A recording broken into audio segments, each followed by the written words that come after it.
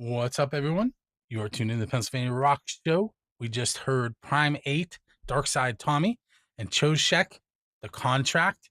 Both of those bands are going to be playing in the Save the Lanes. There we go. Save the Lanes show this Saturday, April 18th at Whoville's Bar. I will be there with Music from 412 and Build the Scene doing a live stream interviewing all the bands.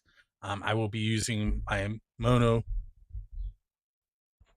microphones, both these and these ones. We get that in there. With that said, we are headed into segment number 1 with Jesse from I should have asked you this before. It's Apotrope. That Apotrope. Is that correct?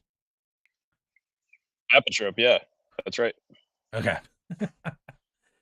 I watched you say it a couple of times yesterday, and I was like, I have to get that right. All right, so Jesse, I'm not real familiar with your band. I do know you're a metal band out of Pittsburgh, influenced by like Gojira and Meshuggah. Tell us a little bit more about the band. Sure. So the Apotrope is a metal project based out of Pittsburgh, although our members are kind of scattered throughout Western PA. It's hard to classify us, I'd say. I just prefer metal band as opposed to getting into subgenres like death metal or thrash metal or whatever. But we originally started in 2022. Me and my drummer Vinny just kind of messing around. Both of us are originally from Long Island, New York, I should say, and so we're we're very much veterans of the New York metal scene. And both of us ended up at different times relocating to the Pittsburgh area. And me and him have been playing together, I think, since we were like 16. So we've been working working on music for a very, very long time together. And so we got together in 2022 and started messing around with some ideas. We put out a 3-song EP in 2023 called Below the Weight of Decadence. And we've been pretty much just going since, writing new music and playing shows around the Pittsburgh area. Um, what I'm going to put you on the spot right away. What's the difference between the two music scenes? Between New York and Pittsburgh? Yes. It's a good question. I was mainly active in the late 2000s and early 2010s in New York.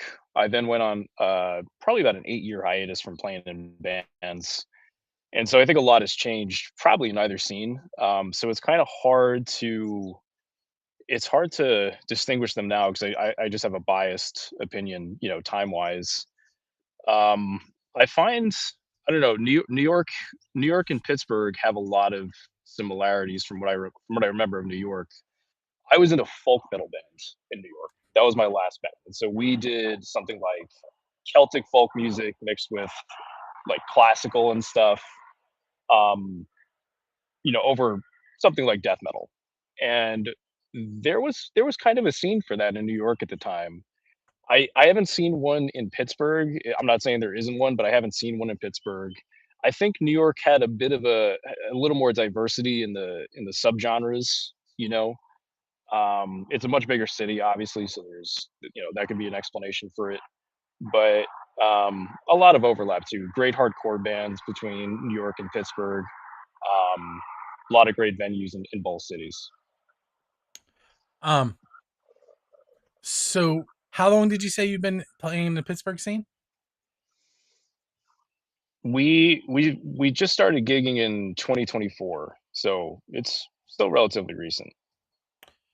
What is something you love about the scene here in Pittsburgh and something that you would love to change about the scene in Pittsburgh? Um, Good question. I I actually love the venues in Pittsburgh. My favorite venue is definitely Preserving Underground right now. I'd say the bulk of our shows wind up being at that venue, and what I like about it is it's got a real community to it. Like I feel like people show up to shows at Preserving Underground because it's that venue. You know what I mean? Like it kind of reminds me a little bit of like something like CBGB's in New York. Very very different venues, but kind of in that spirit. So I really like the fact that there is a scene here. There's people that want to go to shows. There's people that want to see and support underground music, and I love that. What I would change, it's kind of a hard question because I don't feel like I've really been in it enough to say, X, Y, and Z should change about the Pittsburgh metal scene. But everything, pretty much everything I've experienced from it so far has been positive. Okay, very cool. I remember to press the clip button. We're going. Nice. Um, nothing about we're 21, 21 years into this show, and I would not call it professional. But I also wouldn't say it's unprofessional. Raw. That's the word I use. Raw. So tell us the song that we're gonna play from the Apotrope today is called Covens. Evans. Covens, like a witch's coven. Yep. Okay. Um, a little over about 8.5 minutes long. Um, tell us a little bit about how that song came about. Yeah. So musically, I started out with a couple riffs, and I got together with my drummer, Vinny Cuomo, and we originally started. So the song starts with kind of a cleaner section, and then it kicks into the more heavy stuff. And we started with the heavy stuff, and we had the idea of making our shortest song yet. Like we wanted to just like get in the studio, record something, and do a quick song. Our shortest song so far has been 5.5 minutes long, and then the others are about 7.5 minutes. So we said, all right, let's do something short. We want to get in the studio. We want to do a single, maybe a video or something like that. And it turned into almost 9 minutes long pretty organically. Like we did not plan that out. It was just how we write and what happened in the studio. So we found ourselves with a almost 9 minute song. Um, and I had the idea of doing something kind of witch themed because I've been reading some folklore, specifically about witches in Pennsylvania. um, and it was just kind of an interest of mine at the time, and so that's lyrically where the song went. Very different from the previous stuff we'd done. So, um, tell us a little bit about the recording process itself. Is it a DIY? Did you go to a studio? How did that work? So we went to a home studio for this. We went to Benjamin Hull's recording studio, which is out of Greensburg. And it was the first time we've worked with him. So previously we worked with Shane Mayer of Cerebral Recordings, and we decided to try something new this time. So we went to Benjamin Hull's studio, and it was awesome. Um, we're pretty much always skeptical about home studios, but the nice thing about home studios is they're a lot cheaper to go record at than the professional studios. So we tried this out, and we pretty much got exactly what we were looking for sound wise. In the studio, we did, we amped guitars, which is increasingly rare these days, and especially with home studios because it's um, I should say mic'd the amps. I'm sorry, misspoke there. We mic'd our amps, which is increasingly rare today because most people are using virtual amps, but we didn't want to do that because we like to get the most organic sound we can out of our music, and so we mic'd my Mesa Boogie dual rectifier, and drums are all mic'd. There's no fake stuff there. We didn't even no sampling at all in our tone. We got a nice organic sound, which is what we were looking for, and yeah, no complaints. Very cool. Hey, so we're gonna take our first break. We're gonna hear Covens by the Apotrope, and we'll be back with Jesse in just a moment.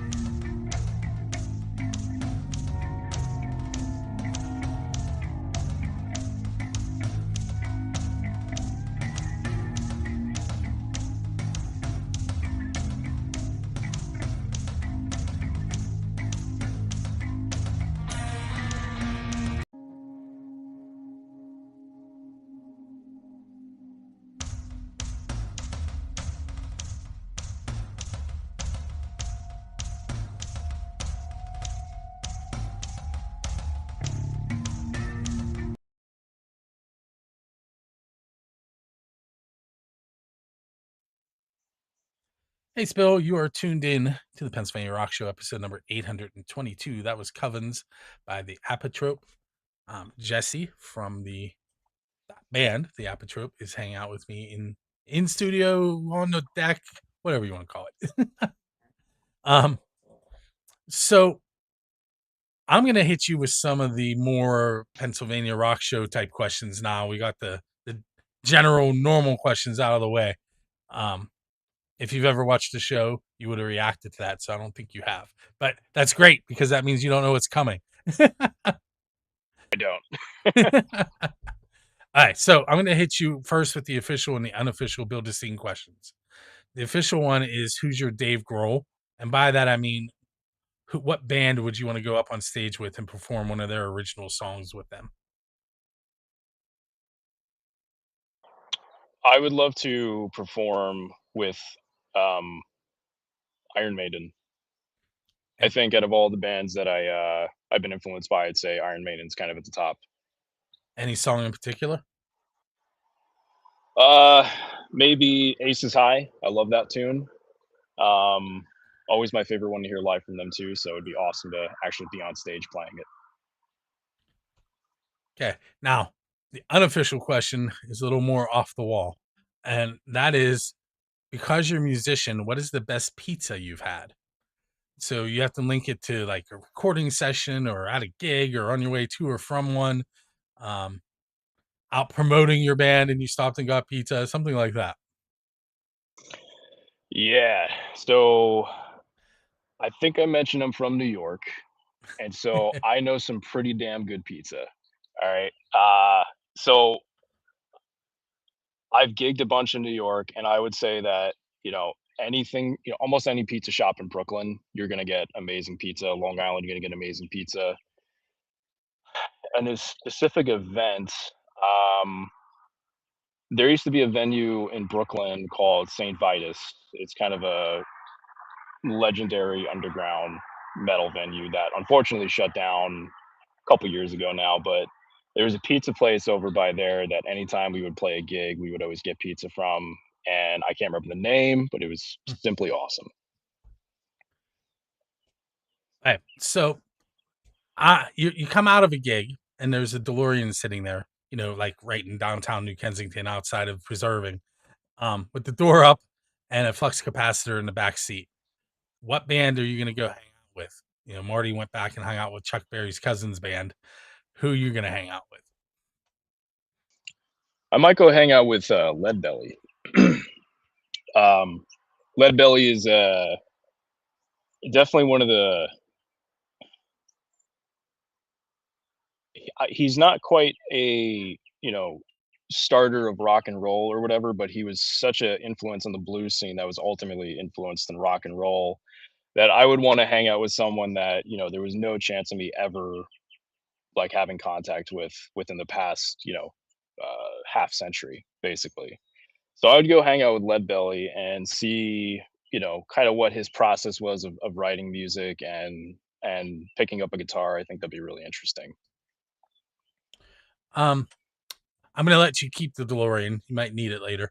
Um, so if you were going to invite any four people to dinner, alive or dead, oh look, you need it now. Um, who would you invite? And the one caveat is there has to be at least one musician besides yourself at the table. Okay, so any four people, one musician. Yes. Okay. For the musician, that's pretty easy. I think I'd go with Dimebag Darrell. Um, Big influence on guitar for me, and he seems like he was probably a really good time at a dinner table. Uh, yeah, so that's an easy one. Now, the other people in history, that's a good question. I'd probably go with Winston Churchill for one of them. Also seems like a good time at a dinner table. Would definitely have some Some stories, questions, right? about his very interesting life that guy lived. you know, who else though? Um, I think JFK would be a really interesting guy to invite to a dinner. Um, he would, yeah, he would probably be the life of the party. I don't know how him and Dimebag would get along, but it'd be interesting to see. Um, Let's pick a female. Let's see. Maybe Janis Joplin.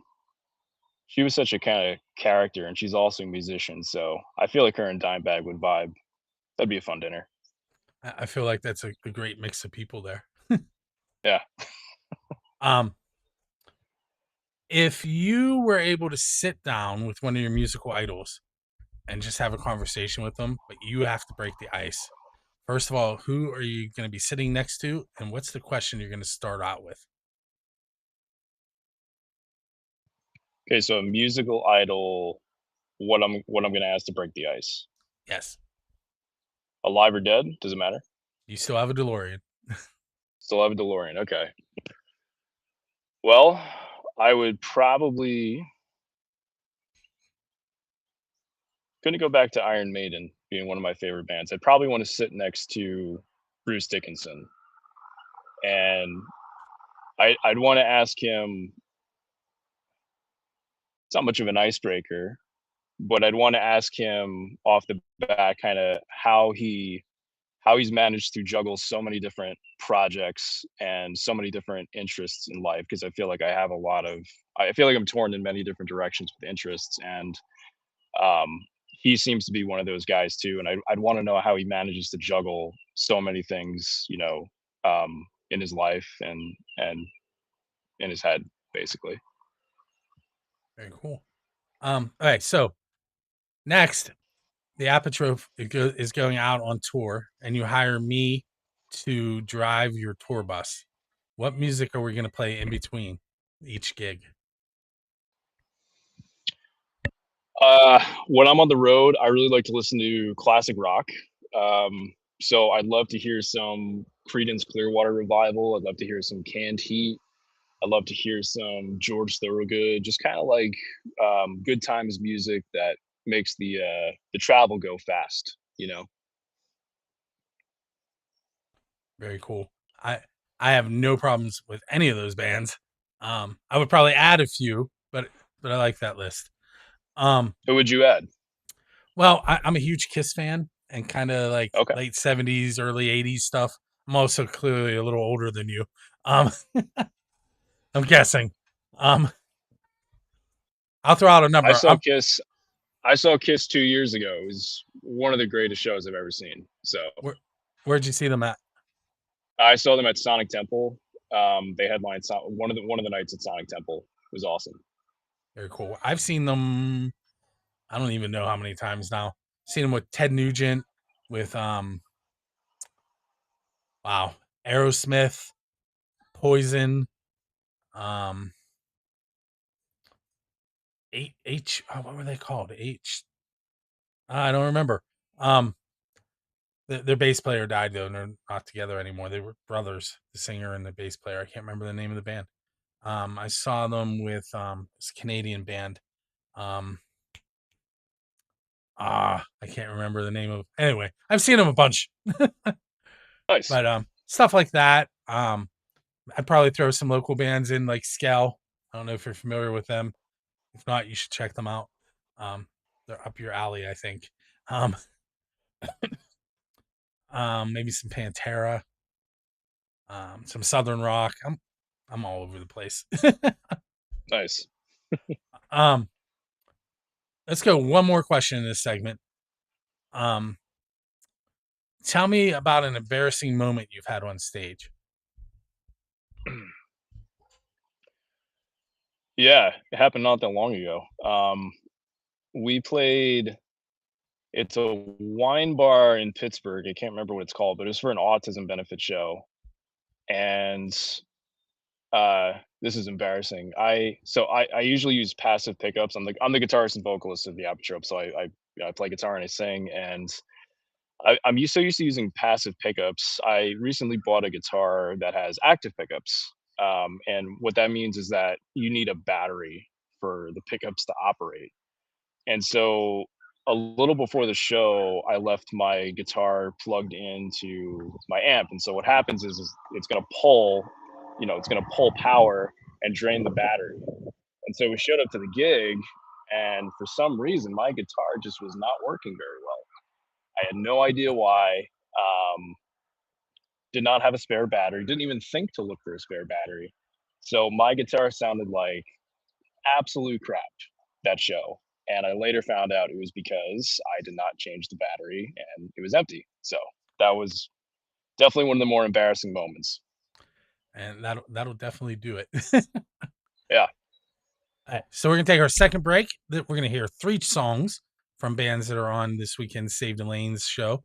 We're gonna hear The Cheats and their song "Cussin', Crying, Carrying On," Neostem's song "Red Dress," and newly added to the show, Corners of Sanctuary from Philly, and their song "Hail Hail," right here on the Pennsylvania Rock Show.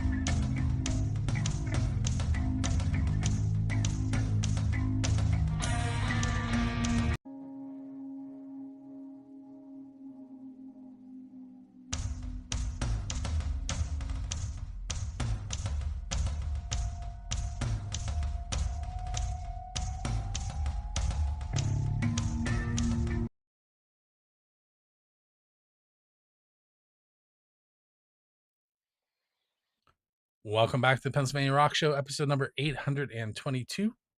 With me is Jesse from the Apotrope, and we're just gonna hit the ground rolling on this one. So this song that we played earlier, Covens, I keep trying to my I have a language background. I have a Spanish minor, and you pronounce every like long anyway. uh, Covens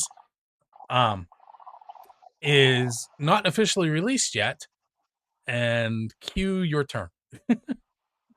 Tell us about Friday. Yeah, so the single comes out Friday. It'll be released on all major streaming platforms, and we will also have it for sale on Bandcamp. If you like to support local bands, it's a great way to do that. And to kick this off, we have a release show happening at Remedy, which is in Lawrenceville, the Lawrenceville neighborhood of Pittsburgh. And show starts at 7 p.m. or doors open at 7 p.m. It's going to be a bit of a late show, but we've got, other than us, we have Nailed to the Cross playing. We have Schrader Hollow and Leach Forward. So it's going to be a really good time. Um, we're gonna we're going to make it a party, and we actually we have a cake for the show, which you don't see at too many metal shows. But we have a cake, and the cake has the cover art of our single printed on it. So um, you should come on down, check out a lot of great bands, and eat some cake with us. I just flashed back to a show that I was at. It's called Half Covered Halloween. It happens multiple times throughout the year, and the bands play half the show as covering like a big name band, and then the other half is their originals. And I was just thinking about why am I completely blanking on that band's name? Um, they wear masks. Corey Taylor sings. Um, anyway, there's a keg, and the keg was being in the pit, and I protect your cake is what I'm getting at. Oh yeah, for sure. Get pictures ahead of time. That's the plan. I mean, we if it's gonna have the album or the single artwork, we definitely need to move on that because that'll get destroyed real quick. Yeah, that's. I think it would be like I do concert photography. I think it would be awesome to take pictures of that happening, but make sure you have the before picture too. Definitely. Um, so tell me, um, if you can, do you remember the point in your life where you realized I want to do that? That you wanted to play guitar and sing? I do, yeah. Um, I would say it was when I saw the band Machine Head play. It was my first ever metal show. I think it was 2006 or 7. 2006 or 7. The band Machine Head came to New York City with Arch Enemy and a couple other bands. Can't remember their names, but I was 13 or 14 at that show, and it was definitely the end, like, in a good way. I was like, "Oh, this is what I'm doing." Like, um, Rob Flynn, who fronts Machine Head, sings and plays, and I met him after the show, and he was a super cool guy. I was just a dorky teenager, and he came out of his tour bus, hung out, signed my denim, jacket and everything, and I was pretty I was pretty much in on it at that point.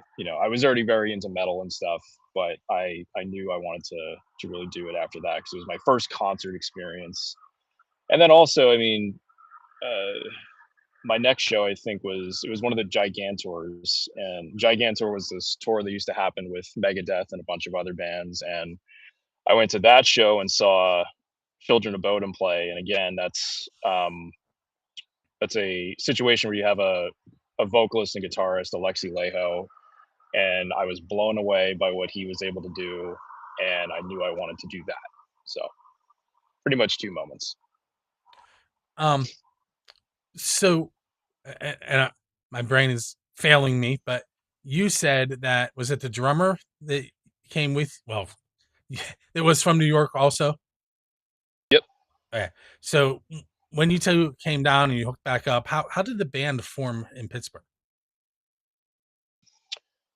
Well, I relocated to a few different places. I left Long Island in 2016. I was in Pittsburgh for a little while, then I went to New Mexico, then I decided I want to come back to Pittsburgh, so I came back to Pittsburgh.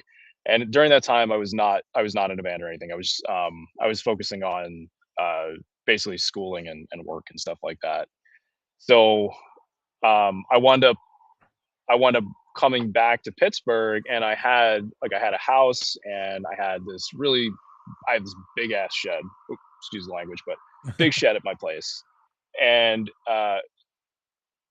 and I knew this had potential to be like a rehearsal space if I got a band going. And so Vinny, my drummer, was looking to get out of Long Island, and so I said, "Hey, man, why don't you come up here? We could, start a band. It's a lot cheaper out here than living on Long Island." So he wound up coming up, and me and him, like, it was one of the first things we did. It's why it took a little while for the band to get off the ground, but we turned my shed into this full blown rehearsal space.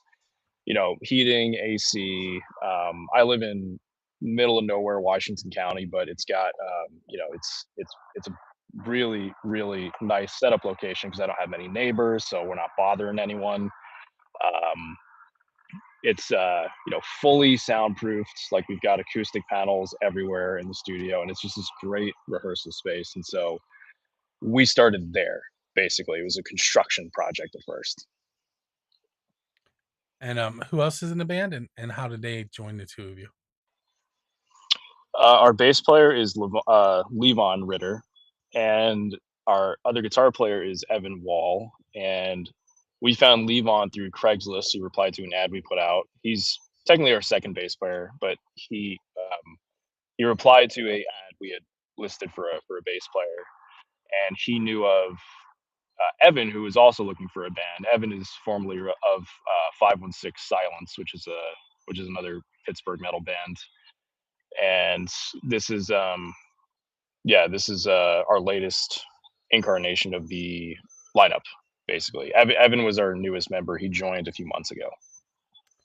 Um, so we have about 2 minutes, and I have to plug something else. But so give us the stats on that show on Friday one more time, so everyone can come hang out with you guys. Definitely. So the show is at Remedy in Lawrenceville, and doors are at 7 p.m. Show starts at 8. We'll probably go on around 10:30. You should come by at 8, see all the awesome bands. Once again, that's Leech Forward, Nail to the Cross, and Schrader Hollow. And there will be cake, so you should definitely come. Also, right below you, go ahead and point down because I can't. I can't. Just there you go. Right below him on the video is their Facebook page. Facebook, the Apotrope, Apotrope. Is there anywhere else that people can get a hold of you? And Bandcamp as well, correct? Yep, we do have a Bandcamp. I don't know the exact link off the top of my head, but if you search the Apotrope, you will find a Bandcamp, an Instagram page, a TikTok, and a YouTube. We'd love you to follow on all of those, but definitely follow our YouTube because we do like to put out lots of videos. We'll have one coming out next week. So please follow us on any social media you like to use because we're on there. Okay, thank you for that. So what I have coming, these last two songs are kind of a marketing ploy for my other podcast, so bear with me. I have a new show called the Pennsylvania Rock Show Flashback, where we go back in time and take a song from earlier in the show, which is 21 years old at this point, and we bring someone in from that band and we talk about the recording process and um, how that went then, and then we play one of a new song, whether it's from the same band or a new band that they're in, and talk about the recording process of that. And the next two bands, um, Noble Hops has a brand new song that I'm going to feature tomorrow called Music Man. Um, we're not playing that. We're going to play their song Kelso Beach. And then last week's show was from Melina, um, music by Melina, if you want to look her up. She's also in Never Say Die and Chip and the Charge Ups. And we're going to play a Chip and the Charge Up song called Where I Fit In. And you should go check that show out. You can check out all the shows that I put um, through my social media by going to buildthescene.com. And make sure you check out the Apotrope. Once again, that's facebook.com/the APOTROPE. And Jesse, I want to thank you for hanging out with us tonight. Thanks. This was awesome. You're welcome. And with that said, we're going to kind of go off into the evening. You're going to hear Kelso Beach and Where I Fit In. Make sure you join us each and every Monday night for a new episode of the Pennsylvania Rock Show and Tuesday night for the flashback. And we'll see you next week. Don't forget that Music from 412 has partnered with Dressy Entertainment to have Dressy give away 2 tickets to select shows that they are producing. And it's real simple. All you have to do is go to musicfrom412.com/contest, click on the show you're interested in attempting to win tickets to, and follow the directions. Even though you're giving us an email address, it's only used to tell you that you've won and to contact you about receiving your tickets. Each time a contest is over, we delete all that information and is not used for anything else. So once again, Music from 412 partnered with Dressy Entertainment, giving you free tickets to select Dressy Entertainment shows.